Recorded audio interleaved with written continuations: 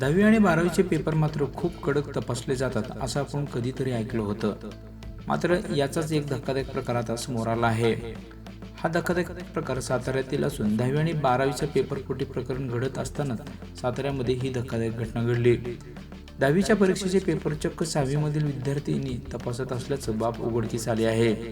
या घटनेचा व्हिडिओ सध्या सोशल मीडियावर मोठ्या प्रमाणात व्हायरल झाला असून या प्रकरणामुळे पालकांमध्ये संताप व्यक्त झाला असून संबंधित शिक्षकावर कारवाई करण्याची मागणी करण्यात येत आहे.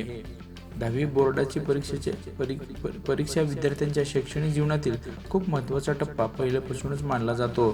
त्यानंतर विद्यार्थ्यांचं भवितव्य ठरतं. मात्र साताऱ्यात विद्यार्थ्यांच्या भविष्याशी खेळ सुरू असल्याचा प्रकार आता नगदीच उघडकीस आला आहे. साताऱ्यातील विडणी येथील उत्तरेश्वर हायस्कूलमध्ये 10वीच्या मराठीचा पेपर 6वीच्या विद्यार्थ्यांकडून तपासला गेला. या प्रकारामुळे मात्र 10वी बोर्डाच्या विद्यार्थ्यांचं भविष्य टांगणीला लागलं की काय असा प्रश्न मात्र आता उपस्थित होत आहे.